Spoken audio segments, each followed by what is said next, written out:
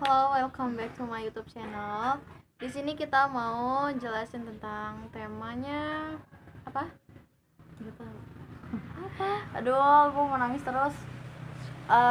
Tentang nikah muda. Jadi banyak banget yang request kayak aku kan nikah muda gitu. Apa aja yang aku alamin, apa aja yang aku yang aku apa sih? Pokoknya Aduh. kita mau sharing tentang nikah muda itu enak atau enggak sih, girls gitu. Tapi sebelum ke videonya pasti lu kalau udah subscribe channel ini dan like, Subscribe, comment, share, and like. Jangan lupa, guys. jangan lupa juga subscribe YouTube aku.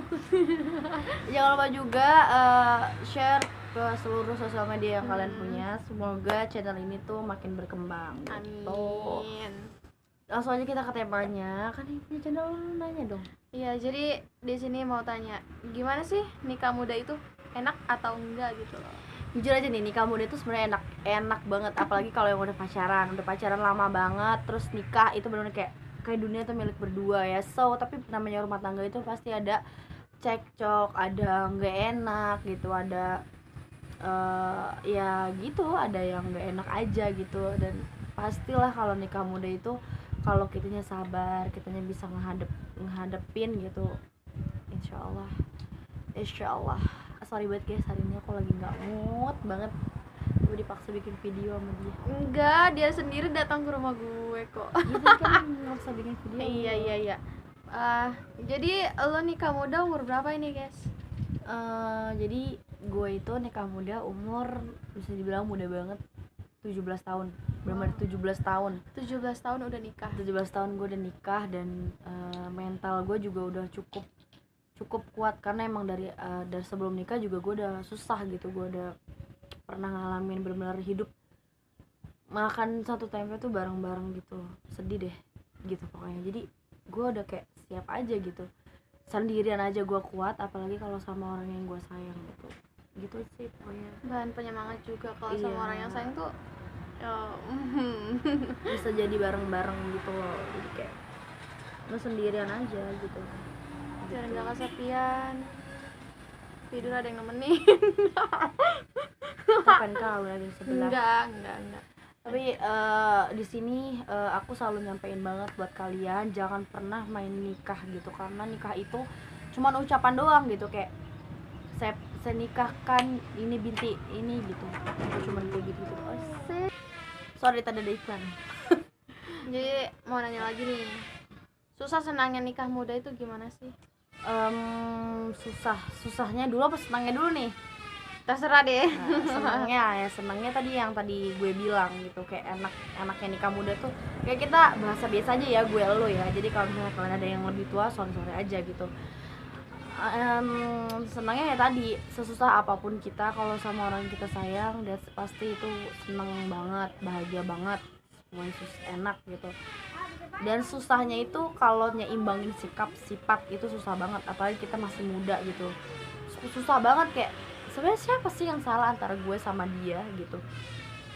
Dan mungkin kalau yang masih pacaran juga ngalamin kayak gitu, nikah apalagi kan yang benar-benar ketemu setiap hari dan gitu sih. Dan susahnya itu kayak gitu sih, tapi alhamdulillah sampai sekarang gue belum pernah ngerasa susah yang lain gitu, atau kayak suami nggak kerja gitu, belum pernah. Tapi jangan sampai deh.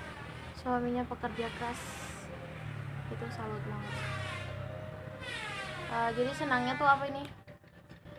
Senangnya tadi pokoknya enak gitu guys. Jadi saran aku sih sama kalian, kalau misalnya kalian itu pengen nikah muda, jangan cuma ngiler doang gitu ngeliat praweddingnya bagus, ngeliat ininya bagus, karena dari itu tuh cuman pelengkap doang. Tapi kalian kita mikir kalau kita udah nikah, pacaran lama, kita udah nikah itu udah berakhir, tapi sebenarnya itu bener-bener dari awal banget kita bakal susah, awal banget kita bakal ngerasain bener-bener pahit manisnya hidup gitu. Jadi buat lo yang lagi pengen nikah gitu, dan bener-bener jangan harus siapin diri, pokoknya kalau mau nikah itu jangan inget senangnya doang lah, inget susahnya gitu. Jadi seperti kita ngeliat orang tua kita aja sering bertengkar karena ekonomi, sering bertengkar gara-gara hal kecil, ya kayak gitu nikah bakal kayak gitu. Tapi tergantung iman dan takwanya kita gimana. Kalau kita bisa nyikapinnya, ya menurut gue sih kalau misalnya kayak udah jadi istri lebih banyak aja. Oke gitu. Jadi harus benar-benar siap mental, fisik gitu. Jadi nikah muda itu bukan cuman kayak ih gue udah nikah dong, lo kapan? Bukan kayak gitu-gitu doang ya. iya, jadi tuh kalian harus nyiapin mental yang penuh, jangan maunya senangnya doang tapi kalau susahnya nggak mau, ya kan? Betul. Ya kali, pacaran aja lu kalau misalnya nggak siap mental, sakit hati terus. Kayak ada yang lagi curhat guys. Astagfirullah, kita biarkan aja dia curhat sendiri ya. Sama tembok nggak apa-apa. Nah, kamu kalian nggak apa-apa juga. Tembok itu pendengar yang baik. Emang iya? Iya, pendengar yang baik, walaupun dia nggak ngasih solusi tapi seenggaknya kita lega ngomong sama tembok. Iya dong, ngomong sendiri. Ini ngomong sama kucing nggak bisa meong-meong. Gitu sih. Belum lagi masalah tentang ipar, mertua. Karena kan gitu. Dapat suami baik, mertuanya gini. Dia lagi curhat. Itu Enggak, maksudnya gitu, maksudnya di sini bukan cuman kayak susah dalam ekonomi doang, tapi kan kata Ustadz itu ada 3 hal yang bikin rumah tangga itu retak. Yang pertama itu orang ketiga, wanita idaman lain atau pria idaman lain. Yang kedua itu mertua itu kan mertua dan orang tua kita. Terus yang ketiga itu ipar. 3 hal itu bisa merusak rumah tangga gitu. Jadi ketiga hal itu harus kita bisa sikapin dengan baik, pokoknya jangan sampai terjadi gitu. Kalau kayak masalah ipar atau mertua itu nggak baik, itu masih bisa diterima. Tapi kalau misalnya kayak udah ada orang ketiga, kalau menurut aku nothing itu udah nggak harus diterima, karena kayak udah nggak dihargain banget aku. Ya aku tahu aku jelek, itu lo gak gitu juga ya. Gitu. Intinya kalau nikah muda itu juga ada harus komitmen ya guys, jangan sembarangan gitu, jangan kayak sembarangan aja kita nikah doang tapi nggak ada komitmen, jadi kayak nggak ada tujuan hidup gitu sih. pacaran juga komitmen. Cerita aja baik. Ya capek kali pacaran putus sana sini, ya kan? Ini langsung aja komitmen. Komitmennya apa maksudnya? Kalau komitmen doang kan nikah sama aja dong. Ya kalau jodohnya sih ikutin alur aja. Tuhan tahu kapan kita bahagia. Tuh, bagus. Diajarin sama pemilik kata-katanya. Emang iya? Iya, dia ngomong kayak gitu. Ya udah. Terus apa lagi mau tanyain? Saya kan tamu di sini. Dulu tuh. Sorry tadi ada kendala sedikit. Jadi gue mau nanya lagi nih. Sikap mertua lu kayak ke lu gimana sih? Baik atau buruk atau gimana gitu? Curhatin aja di sini. Kalau misalnya ada keluh kesah atau ada tips-tips gitu. Alhamdulillah ya, gue tuh punya mertua nggak banyak omong. Mertua gue yang perempuan itu bener-bener nggak ada omongnya. Gimana ya?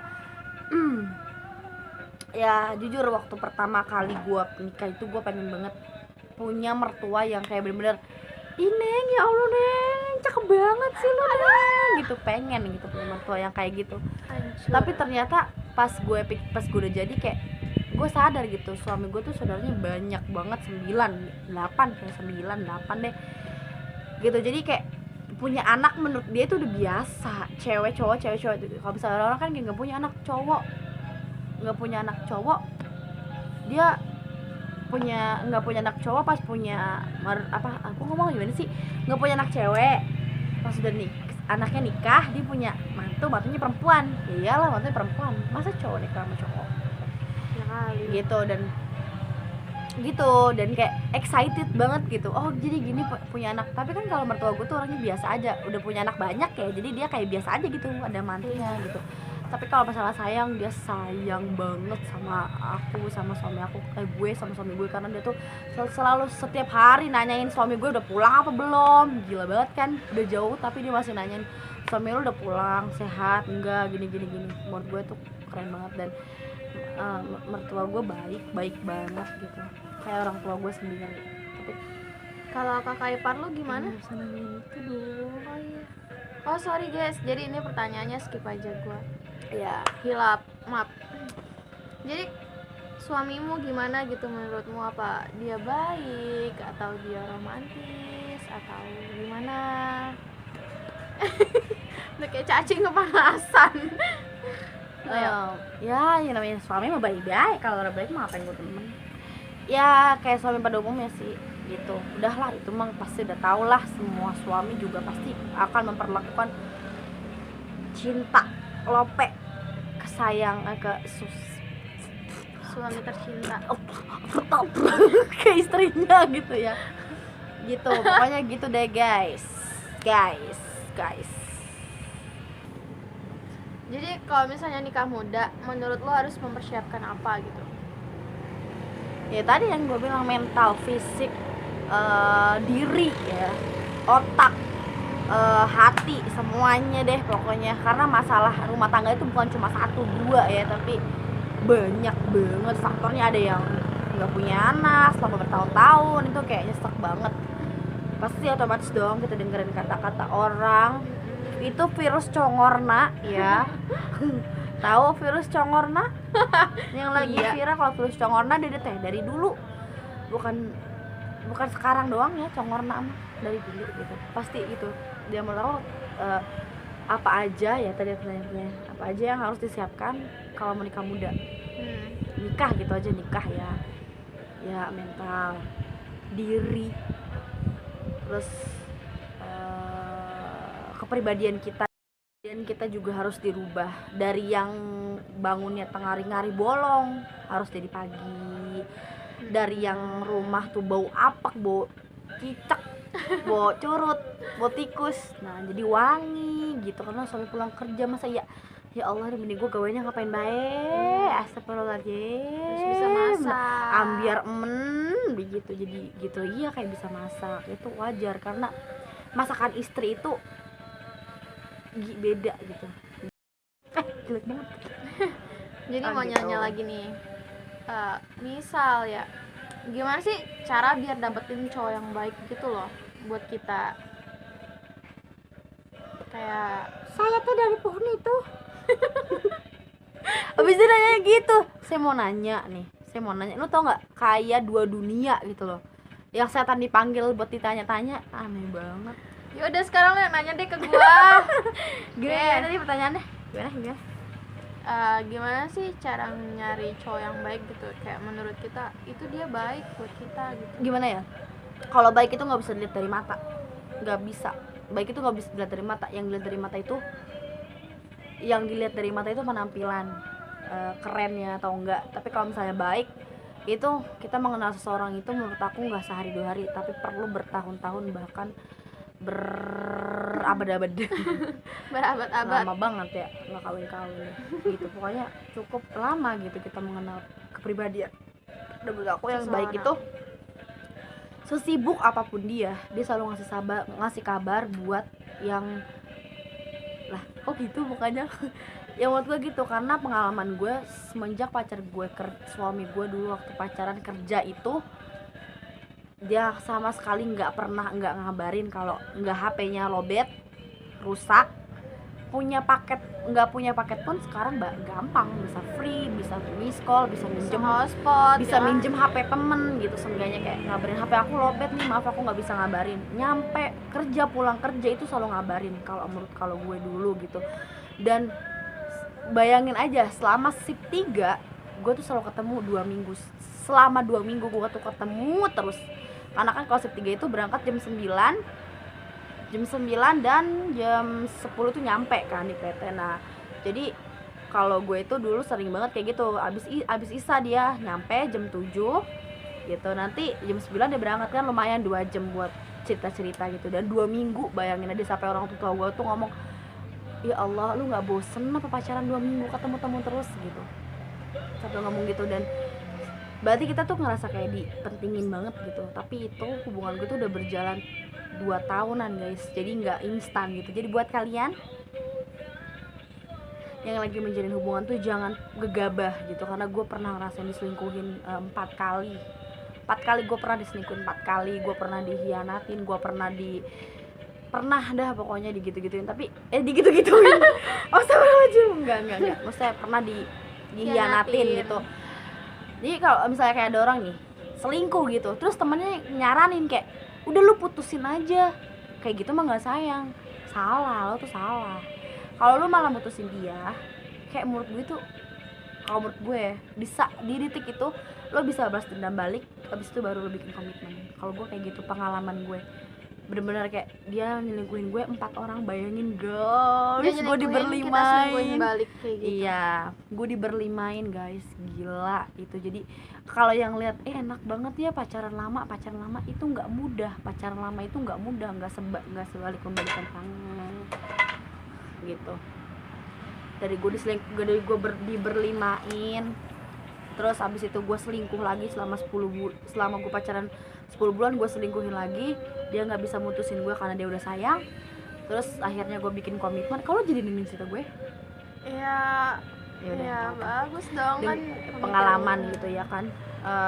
Abis itu gue selingkuh, gue bikin komitmen untuk kalau ada yang selingkuh lagi, main lagi di belakang, udah nggak ada kesempatan kedua kalinya. Dan alhamdulillah sampai sekarang, sampai detik ini, sampai nikah, dia udah nggak pernah chattingnya sama siapapun. Dan gue juga jadi feeling guilty untuk kayak ngapain sih gue harus ngehubungin yang lain, nggak penting gitu.